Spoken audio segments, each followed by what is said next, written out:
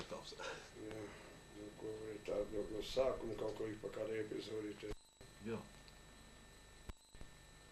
Viss.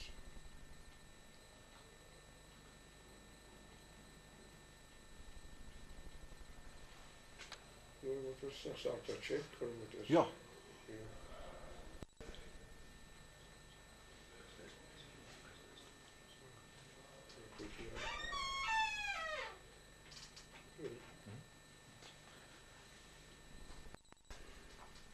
Tad pašķītināt atmiņu kamolīt. Būtu sākt ar tiem pirmajiem, kā mēs sakam, necilvēcīgiem pārdzīvojumiem. Daudz jau ir runāts. Man pat ir zejolis, tiek pieminēts Staba ielā, Zels vārti māja liela un drausmīgie pagrabi. Ir kā tie pagrabi divos stāvos, pagrabs ir pagrabi, pagrabs pašā pazemē, un pagrabs drusciņi augstāk uzstāv vienā galā, kur ir lodziņš, pie pašas ietves nosegts ar kasti, ir gaisa drusciņi atspīd un dzird sēdz trokšņus vismaz. Pirmais mans ceļojums bija pašā apakšā. Nelielā kamerā, kur ir 24 cilvēki. Kam ir sportbiksītes, tas sēž sportbiksītes, kad nav tas sēž kails. Trūkst telpas, augsts sviedris. Vīt pa laiku tiek izcelts, teikts, ventilācija. Lai tev morālo sitienu, ja tu pirmo dabūt, ka tu nevari neko klapēt, neko prasīt. Ka tev trūks ne tik vien kā mājas un tavs dzīvoklis, ka tev trūks pat telpas, ka tas tev ir liekts. Un tā 2,5 mēneši. Nešķirīgam pratināšana naktīs, ar sitieniem, vaidiem un kliedzieniem, kas bieži rit no 8 vakarā līdz 8 rītā, kur izmeklētāji mainās 3 pa 4, bet tu esi viens un tu visu laiku stāv kājās, nokrīt, atžīrīt, uzliekot no karabas ūdeni. Un pratināšana turpinās tālāk, bezjēdzīga stulba, ar tādiem jautājumiem, kas pat sapņos nevar rādīties. Ko tik neprasīja, kādiem uzdevumiem palicis, kur ir sprākstvielas, kādas diversijas jātājas, kādi cilvēki ir bijis jānovāc, jāuzspridzalījām, jānošauj, ja pa kuriem jāziņo. Jo es biju tāls pilsētas jaunatnes apsardzības vadā, skaitījos 2. grupas komandieris, sargājam savu pilsētu, piedalījāmies ar mežu tīrīšanā. Un sākās tas viss, gaidot, ka jau karaspēka tanks uz Talsiem braucot, kur izgājām ārā jaunie puiši. Mest degbumus, mest granātus pa tankiem, neielaist Krievu tanks Talsos. Tas tagad liekas tā, ka tāda humora pieskaņa. Bija toreiz 16-gadīgi vecs puiks, mēs bijām vairāk, ne jau mēs puiks vien bija ar vecie aizsargi. Bija mūsu pazīstamie Rītnevāk Dzidrai tēvs, kas mūs organizēja, bijušais Tals policists. Gājam un nogulējam vakarā līdz 2 naktī. Grāvī pie meža kapiem, Talsos ir tādi meža kapi tagad. Mēs nesagaidījām, jo mēs jau nezinājām to stāvokli, kad Krievi no tukuma atkal padzīti, vienreiz vientenī dienā, bet te Talsos bija panika un vācieši. Policisti visi beig prom uz Ventspilu. Lai kūģi dotos kaut kur uz Vāciju atkāpjoties. Mēs jaunie puiši un veci aizsargi policisti gājām pretī, gaidīt Krievu tankus. Ar to sākās viss mans nebūšanas. Mans etaps, pirmais Golgata ceļā uz Čeku, pa ko es stāstīju jums sākumā. Nu, tad 9 mēnešu izmeklēšana, centrāla cietums, Karties Valdemar ielā un 10 gadi dzimtenes nodevējām. Tad pēc 9 mēnešiem etaps, prom tālu ziemeņos, prom līdz Kalmeriju. Tas ir vēl 75–80 km aiz Vorkutas. Otrs tāds, secībā stāstot, tāds drausmīga neizpratne un tāds pārdzīvojums uzbrukums etapā, kur ir saucamie kriminālisti kopā ar apsardzi. Sāks ir liels martmēnesī. Kādā pieturā atverās vagona durvis, ieliec iekšā 5 vai 6 kā no kura vagonā, bruņot ar mietiem, un sākās labāko mantu atņemšana, izģērbšana, pat ūļošanās ir sitieni, un tur cits paliek apakšveļā tikai arī starp tiem, jo tā jau bija netīra. 5–6 dienas jau braucot vagonā bez mazgāšanās. Labākais tika atņemts, iekauti, un nākošā pieturā ar vairākiem maisiem sirotei atstāja mūs sauspēšu neziņā. Vagonā esam 40 cilvēku. Nu, dalāmies. Ne visi gribēja kaut ko atdot, bet bija cilvēki, kas prāt izrīkot, un kam vēl kaut kas vairāk bija palicis. Daudz maz saģērbamies. Tas bija kaili izģērbtie. Man arī tik tāds vecs biezfraķis, ka mūsu pusē saka, tāds puskažots, kam pusāģi jau bija izgulēt centrāla cietumā. Izdivus, sāna bija liels caurums. Tādi es iebraucu 40 grādu salā, Kalmeriju. Tas vismaz man deva, ka man pirmās 2 dienas neņēma konvojs pretī, saucamajā vaktē uz izvadu darbā, jo bija tāds teicamais pārdā zam Jorziķieščo, kam ir atvērt pufaiks, atvērt saucamās tas tilagreiks. Tad gājam līdzināt, taisnot, uzbērumu labot dzelzceļiem uz Vorkutas pusi. Tā tas drausmīgums paiet līdz jaunajam gadam. Jaunajā gadā mēs apmēram 300 cilvēki dzīvojam tajā nometnē.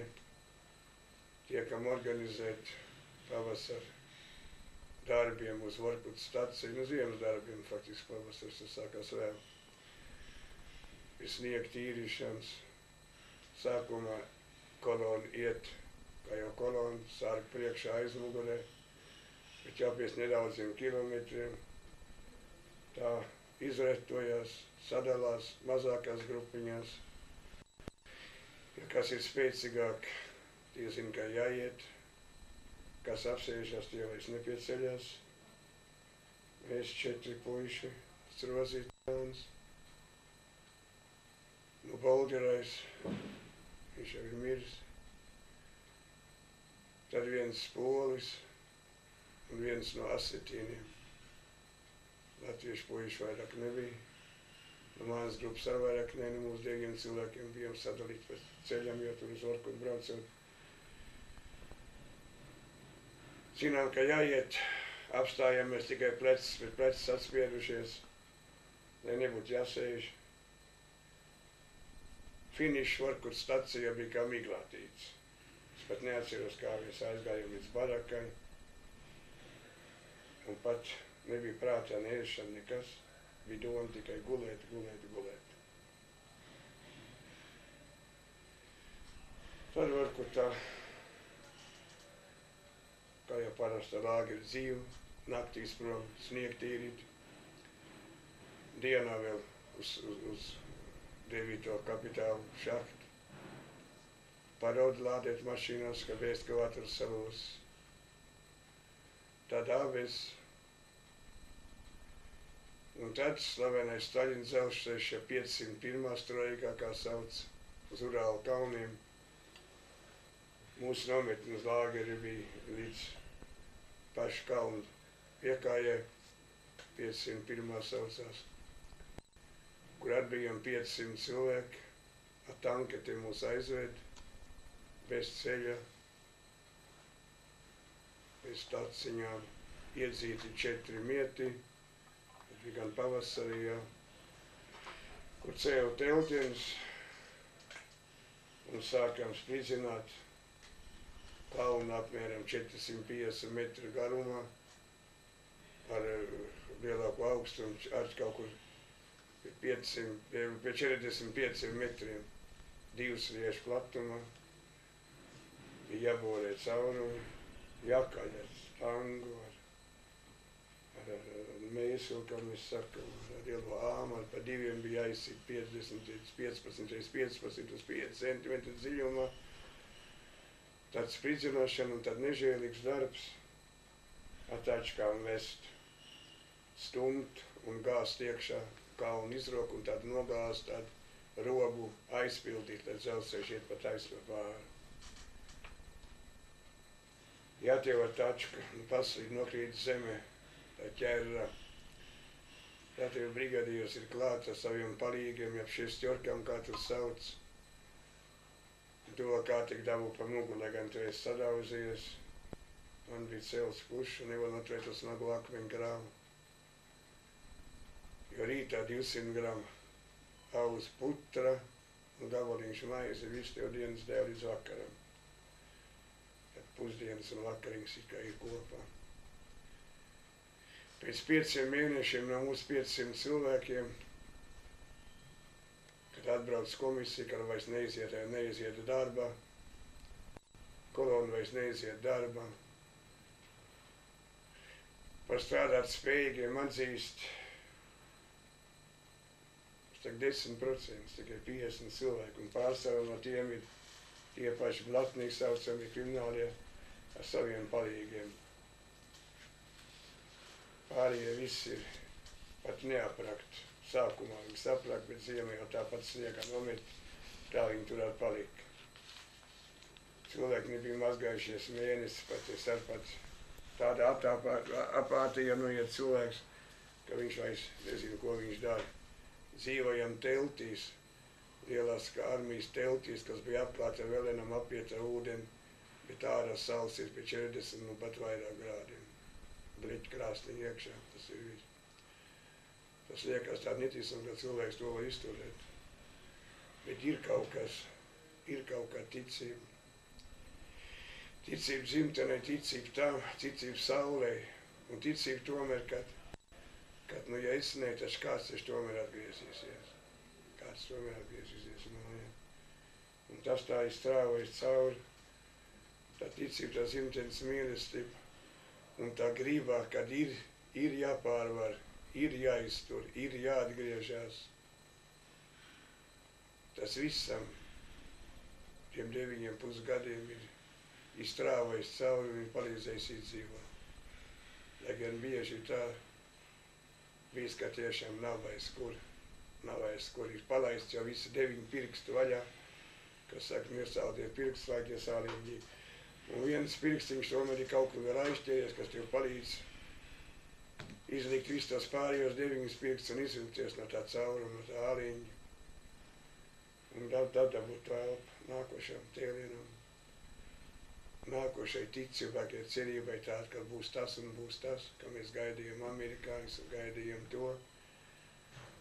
Skaitījām gads, kad būs tas un mēs tiksim mājā.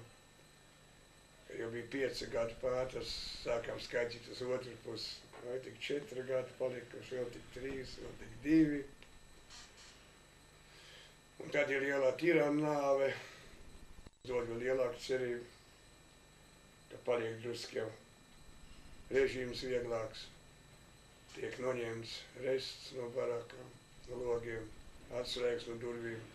Tu var pastaigāt pa saucamo zonu, aiziet uz citu baraku, pie draugiem ciemā, ar kuriem tas attiecies tikai darbvietā.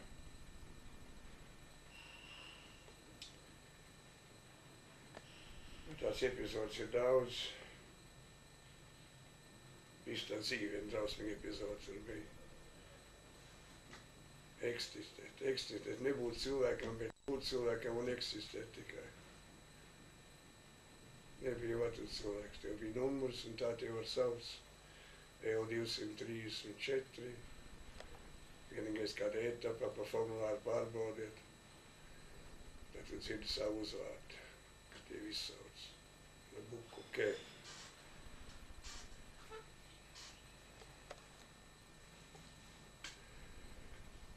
Nu, un tad ir ABESA, tā ir saucamais OP, uzlabošanas punkts, 2 mēneši. Man tur laimējās. Tur meklēja apaulabošanu, meklēja kultnieks, meklēja drēbnieks, un pat Sigmans Svainis mājā bija labs drēbnieks, es tā biju noskatījies, kā viņš to dara. Tad es tur pieteicos protams, uz apģērba remontu tikai. Un tur ir labi 2 poļi, pats darbnīcas priekšnieks, 9 cilvēki viņi tur ir, 4 kurtnieki, 5 drēbnieki, kas šo jau kaut ko labi var. Saka, lāgeri nomietiņi, apsardzei, kungiem, brīvajiem, kas ir ārpus zonas. Nu, un tur es tieku pie tādu diennieku, šefti saucamo, kur jau var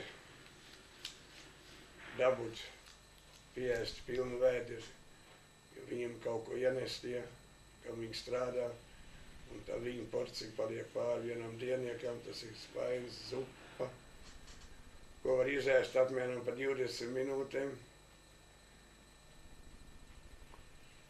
un vēl gribās. Vēders ir nepiepildījums, liekas dīvaini. Bet tā viņš ir 20 minūtes, pat vēl ātrāk var izēst spaini zupu un vēl nevis paēdz. Un tā es tur, kad tur tādā valodā runājot, nokantējos 4 mēneši, te darbnīcā. Kad pienāk 48. gadā ir pēkšņi jauna pavēle, tiek dalīti politiskie, tiek atdalīti nost. Un ir etaps uz Intu, uz Intas celtniecību, pilsētiņa celtniecību. Pilsētiņa tādā laikā ir 2 stāvu guļbulu baļķu mājas, un mēs sākam mūrēt jau ar ķiedeļiem 3 stāvus. Ir jau stulbata sistēma, ir komisija, ir 2 varianti, ja tev ir kāda celtnieka profesija, tu ej uz celtniecību, ja nē, tu ej lejā šaktā, melnajā caurumā, pildi rakšanas. Man trāpās vandzinieks, sveši, bet no vienas puses esam Bergmaņu valds, kas ir strādājis par plodnieku, par krāsotāju, un kas iesaka man ar pieteikties, ka es esmu bijis krāsotājs. Tur seko jautājums, cik tu strādājusi brīvībā. Nu, ja man 16 gadu vecs paņem, tā ko es arī brīvībā strādāju, es gāju 2. klasē ģimnāzijā un bija apsācības vadā. Tad, nu, protams, samelojas un pasaka, 3 gadus es strādāju brīvi, lai nebūtu melna caurumā jālien. Un seko lakoniski pavēli, paģoši tu, ka turnoju brigādu. Tāda ķelle un tāda peka, ko jāmet nav acīs nemaz redzēt. Bet ir jāsāk kaut kas darīt un diezgan ātri aptvert to visu to darbu, visu to procesu, to apmetēju procesu. Un kaut kur gadu laikā es esmu viens no vadošajiem apmetējiem mūsu nometnieku pārsvarā. 2 bagas, ne pārsvarā ir šakts strādājošie, 2 bagas ir celtnieki, kur ir 2 apmetēju brigādes, kur vēlāk tiek pārformēti, kas sākas krāšošanas darbi, atsevišķos krāšošanas darbiem. Nu, un pat cik vairs manā formulā ir rakstīts, ka es esmu 3 gadus strādājis brīvi pa krāsotāju, tātad man tiek uzticēts, droši vien arī tāpēc, ka man tad jau 9 klases izglītība, tiek man uzticēt brigadieru šefs krāsotāju brigādei. Un, protams, tas iemaksas varietāti ir. iemanās ar krāsot un labi strādāt. Ja tur prasības. Tā atkal, kad es no stāstīju, man šausmīgi pārsteidz tas, ka es atbraucu mājā, ka es redzēju, kā tie strādā amatnieki, kā strādā krāsotē, kā strādā apmetēji. Tas bija kaut kas nesalīdzināms ar to, kā tur bija jāstrādā. Bija Deļevskis, Ļeņingrāds, ja Petrogrāds toreizējais arhitekts, celtnieks, inženieris, ka visam bija jābūt glancei. Pat durvis špaktelēja, koks špaktelēja 2 reizes, un nedrīkstēja būt ne mazāk kā buktī, tad jau 200 gramu maize bija vakarā mazāk. Kā tik nostrādāts sienas, kā tik viltas karnijas saucamās zīmes, un zviedru arhitektu plānojuma tik būvēts mājas un fasādes darināts un ļoti glīti izskatījās. Un tas viss bija jānostrādā ar lielu tādu, kas saka, pienākumu apziņu. Joprojām mēs gaidām, ka mums par to samaksās represētiem. Bet laikam tad dziesma jau ir skaisties, jo šie vārdi tad nenāk no sirds, ka to nesagaidīt, ko mēs gaidām. Nu, un tad par starpam ir jātājas remonts, tas tāds priecīgs noskaņojums, sakot, te drūmajā dzīvē. Ir jāremonti uz Oktobra svētkiem. Kinoteātris īnis, kas uzcelts jau līdz tam laikam.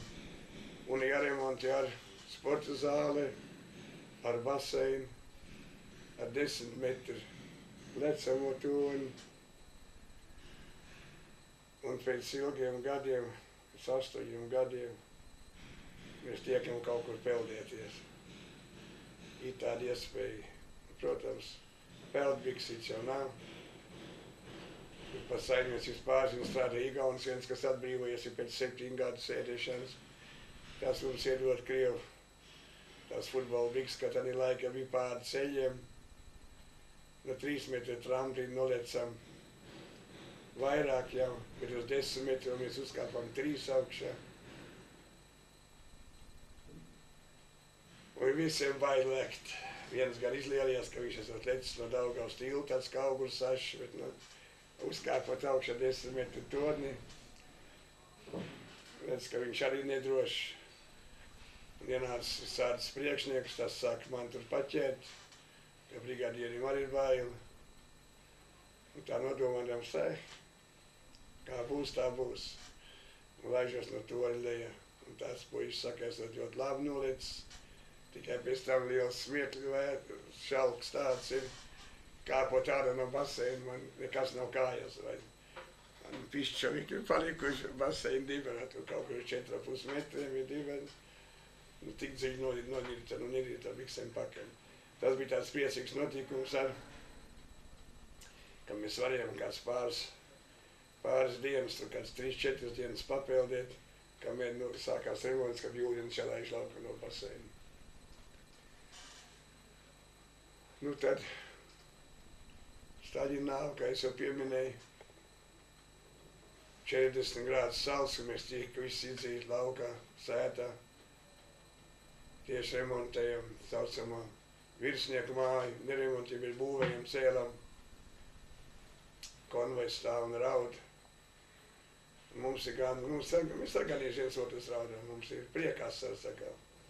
Par tirānu galvu, jo bija saprotams, ka tad ir gaidāms kaut kāds pārmaiņas, kad ir, un tas ārē krasts bija jau manāms jau pēc pāris mēnešiem, ka paspīdēja tāds likums, mazgadi, kas tiesāt, ka mazgadīgie, ka tie ir paredzēt atgriešanās mājā. Nu, pēc 3 gadiem es arī mazgadīgais sodītājs, ka likums būtu piemērojams man ar, bet man notur vēl gandrīz gadu, jo manai brigādei jāsāk ir viengoļas korpus krāsot, un tā līdz tai korpus nodošanai līdz 54. gada augustam, kad beidzot ved ceļš uz mājām, uz vecajiem tausiem, kas nevienreiz ir sapņi rādījušies. Lai gan pārsvarā jau sapņi rādījās tikai ēšana, dzeršana, tos visbiežāk sapņoju. Visādi ēdieni, visāds luksus lietas, kas sakainā cita apziņa to ikdienas badu un to prasību, to grūtību.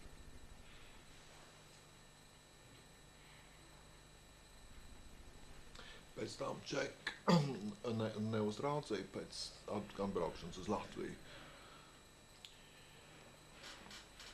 Jā, atbraukšana nebija. Atbraukšana bija normāli, bet es varu pateikt tā, ka man